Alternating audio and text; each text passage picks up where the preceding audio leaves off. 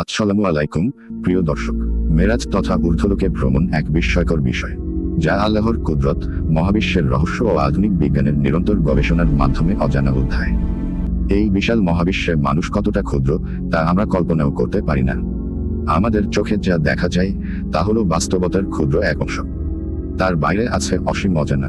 আজ আমরা কথা বলবো এমন এক ঘটনার, যা মানব ইতিহাসে অতুলনীয়, এক রাতের সফর, এক মানুষের আকাশ পেরিয়ে যাওয়া এবং সৃষ্টিকর্তার সঙ্গে এক অনন্য সাক্ষাতের যাত্রা। এই ঘটনাকে বলা হয় মিরাজ। কিন্তু প্রশ্ন হলো, এটা কি শুধুই ধর্মীয় বিশ্বাস, নাকি এর পেছনে আছে মহাবিশ্বের এমন কিছু সত্য যা আধুনিক জ্যোতির্বিজ্ঞানও অস্বীকার করতে পারে না? আজ আমরা উত্তর খুঁজব কোরআনের আলোতে, হাদিসের বর্ণনায় এবং আধুনিক জ্যোতির্বিজ্ঞানের চোখে। পুরো ভিডিও জুড়ে আমাদের সাথেই থাকুন। তার আগে আসুন জেনে নিই মেরাজ আসলে কি। শবে মেরাজ ইসলামের ইতিহাসের সবচেয়ে বিস্ময়কর রাত। এই রাতে মহানবী মুহাম্মদ সাল্লাল্লাহু আলাইহি ওয়াসাল্লাম মক্কার মসজিদুল হারাম থেকে জেরুজালেমের মসজিদুল আকসায় গমন করেন। তারপর একে একে আকাশের স্তর পেরিয়ে সৃষ্টিজগতের সীমা ছাড়িয়ে ঊর্ধ্বলোকে আরোহণ করেন। যা ঘটেছিল দুই ধাপে: এক, ইসরা তথা ভূমিতে যাত্রা অর্থাৎ মসজিদুল হারাম থেকে জেরুজালেমের মসজিদুল আকসায় গমন, এবং দুই, মেরাজ অর্থাৎ মসজিদুল আকসার 7 আসমান পর হয়ে সিদরাতুল মুনতাহায় আরোহণ।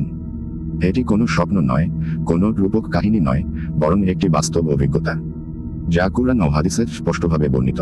কুরআনে আল্লাহ বলেন, পবিত্র সেই সত্তা যিনি তার বান্দাকে রাত্রিতে ভ্রমণ করালেন মসজিদুল হারাম থেকে মসজিদুল আকসা পর্যন্ত। সূরা ইসরা আয়াত 1। এই আয়াতের একটি শব্দ খুব গুরুত্বপূর্ণ, আশরা, অর্থাৎ রাতে ভ্রমণ করানো। এখানে আল্লাহ নিজেই বলছেন, তিনি নিজেই এই যাত্রা করেছেন। এই বক্তব্য আমাদের বুঝিয়ে দেয়, এটি মানুষের ক্ষমতায় নয়, এটি সৃষ্টিকর্তার ক্ষমতায় ঘটেছিল।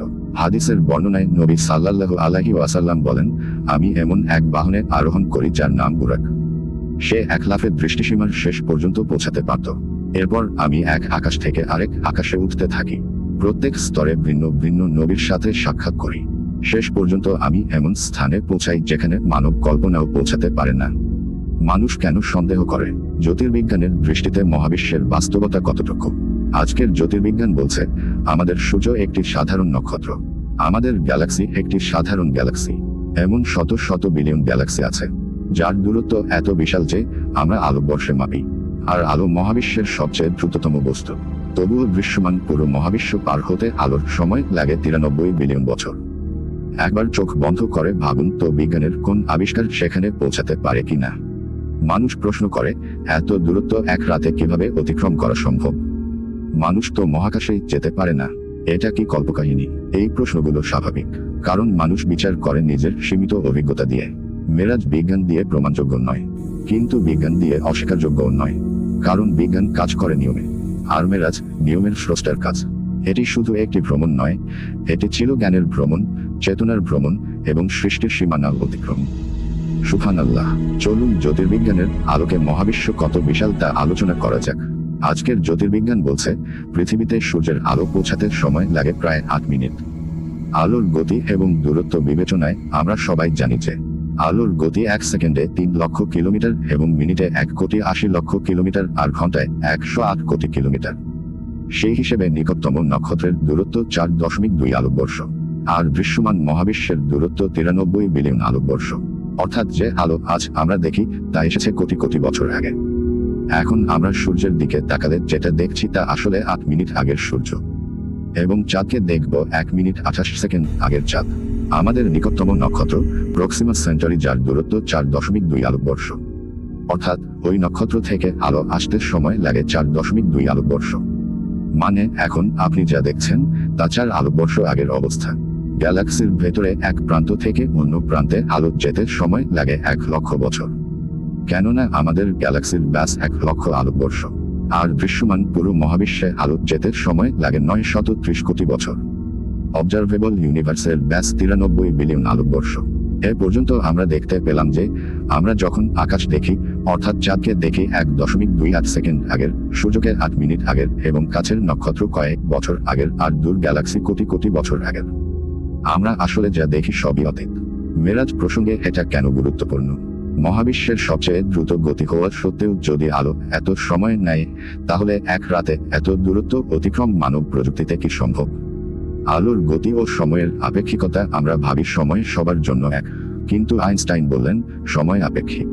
সময় সবার জন্য একরকম নয়। যে ব্যক্তি যত দ্রুত গতিতে চলে তার জন্য সময় তত ধীরে চলে। মানে আপনি যদি খুব দ্রুত গতিতে চলেন, ধরুন আলোর গতির কাছাকাছি, তাহলে আপনার ঘড়ি ধীরে চলবে, কিন্তু পৃথিবীতে থাকা মানুষের ঘড়ি স্বাভাবিক গতিতে চলবে। জিপিএস স্যাটেলাইটের সময় পৃথিবীর চেয়ে ধীরে চলে। মহাকর্ষ সময়কে ধীর করে, গতিও সময়কে ধীর করে। তাহলে সময় কি স্থির? না, মেরাজে সময় ভিন্নভাবে প্রবাহিত হওয়া বৈজ্ঞানিকভাবে অসম্ভব নয়। বাস্তবতার ভিন্ন রূপ আমরা যে স্থান দেখি তা সোজা নয়। মহাকর্ষ স্থানকে বাঁকায়, যা বিজ্ঞান দ্বারা প্রমাণিত। এমনকি আলো পর্যন্ত বাঁকে। ব্ল্যাক হোলের কাছে গেলে সময় প্রায় থেমে যায়। তাহলে প্রশ্ন, আল্লাহ কি স্পেস টাইম নিয়ন্ত্রণ করতে পারেন না? অবশ্যই পারেন, কারণ তিনি তো এর স্রষ্টা। আল্লাহ যদি স্পেস টাইম নিয়ন্ত্রণ করেন, তাহলে সময় ও দূরত্ব দুটোই ভাঁজ হয়ে যেতে পারে। আধুনিক তত্ত্ব বলে মহাবিশ্বে ওয়ার্মহোল থাকতে পারে। এগুলো হলো দূরত্ব অতিক্রমের শর্টকাট রাস্তা, এক প্রান্ত থেকে আরেক প্রান্তে মুহূর্তে যাওয়ার সম্ভাবনা। যদিও বিষয়টি এখনো প্রমাণিত নয়, কিন্তু গণিতে সম্ভব। মেরাজ কি তাহলে এমন কোনো ডিভাইন শর্টকাট? যিনি আইন বানিয়েছেন তিনি চাইলে আইন ভাঙতেও পারেন। এই মহাবিশ্বে আমরা কতটা ক্ষুদ্র তা কল্পনাও করতে পারি না। আমরা যে আকাশ দেখি সেটি কেবল একটি পর্দা। এর পেছনে আছে লক্ষ কোটি গ্যালাক্সি, লক্ষ কোটি সূর্য এবং অসীম অজানা। সময় কি একরকম? আইনস্টাইন দেখালেন সময় আপেক্ষিক। ব্ল্যাক হোলের কাছে গেলে সময় প্রায় থেমে যায়। স্যাটেলাইটের সময় পৃথিবীর সময়ের মতো নয়। তাহলে এক জায়গায় 1 ঘন্টা অন্য জায়গায় 1 বছর হতে পারে। এটি এখন বিজ্ঞান দ্বারা প্রমাণিত। কোরআনে বলা হয়েছে, তোমাদের গণনার 1000 বছর তার কাছে একদিনের সমান। সূরা হজ্জ আয়াত 47। এটি সময়ের আপেক্ষিকতার ইঙ্গিত দেয়। স্পেস টাইম বা বাঁকানো বাস্তবতা কি? আমরা ভাবি স্থান সোজা, কিন্তু মহাকর্ষ স্থানকে বাঁকায়, আলো পর্যন্ত বেঁকে যায়। একে বলে গ্র্যাভিটেশনাল লেন্সিং, অর্থাৎ দূরত্ব স্থির নয়, স্থান নিজেই পরিবর্তনশীল। মেরাজ কি বিজ্ঞান বিরোধী? না, বিজ্ঞান শুধু বলে আমরা ব্যাখ্যা করতে পারছি না, কিন্তু বিজ্ঞান কখনো বলেনি এটা অসম্ভব। মিরাকলস কি? মিরাকল মানে আইনের স্রষ্টা যখন আইন ভাঙেন। যিনি মহাবিশ্ব সৃষ্টি করেছেন তিনি স্পেস টাইমও নিয়ন্ত্রণ করতে পারেন। যদি বিষয়টি মহাকাশ ভ্রমণের সাথে তুলনা করা হয়, তাহলে দেখা যায় যে মহাকাশচারীদের অনেক শক্তি, প্রযুক্তি ও সময় খরচ করতে হয় লক্ষ্যবস্তুতে পৌঁছাতে। কিন্তু সবে মেরাজের ঘটনা ছিল অলৌকিক, যা প্রযুক্তিগত সীমার বাইরে একটি আত্মিক ও মানবিক অভিজ্ঞতা। বিজ্ঞান বলে মানব মস্তিষ্ক স্বপ্ন এবং বাস্তবতার মাঝামাঝি অবস্থায় অত্যন্ত জীবন্ত অনুভূতি পেতে পারে। কিছু ঘটনা শনাক্ত করা যায় স্নায়ুতন্ত্রের জটিল কাজ হিসেবে, তবে এটি স্বপ্নের মতো নয়। সবে মেরাজের ঘটনা বর্ণনা করা হয়েছে শব্দ, স্থান এবং প্রতিক্রিয়ায়, যা একেবারেই আলাদা। মহাবিশ্বের বিশালতার তুলনায় বিজ্ঞানীদের আবিষ্কার একটি অণু পরিমাণও নয়। তাহলে কি বিজ্ঞান মিরাজের মতো অলৌকিক ঘটনাকে অনন্তকাল ধরে প্রমাণ করতে পারবে? আল্লাহ যদি চান, এক রাত অসীম যাত্রা এটা তার জন্য অসম্ভব নয়। মেরাজের আসল শিক্ষা, মেরাজ কেবল ভ্রমণ নয়, এটি ছিল সৃষ্টি ও স্রষ্টার একান্ত নিকটবর্তী হওয়ার রাত, মানুষের মর্যাদা বোঝানোর রাত। প্রিয় দর্শক, আপনার কাছে কি মনে হয় তা আমাদের কমেন্ট করে জানান। আর ভিডিওটি ভালো লাগলেই অবশ্যই লাইক দিয়ে পাশের বেল আইকন বাজিয়ে দিন। ধন্যবাদ।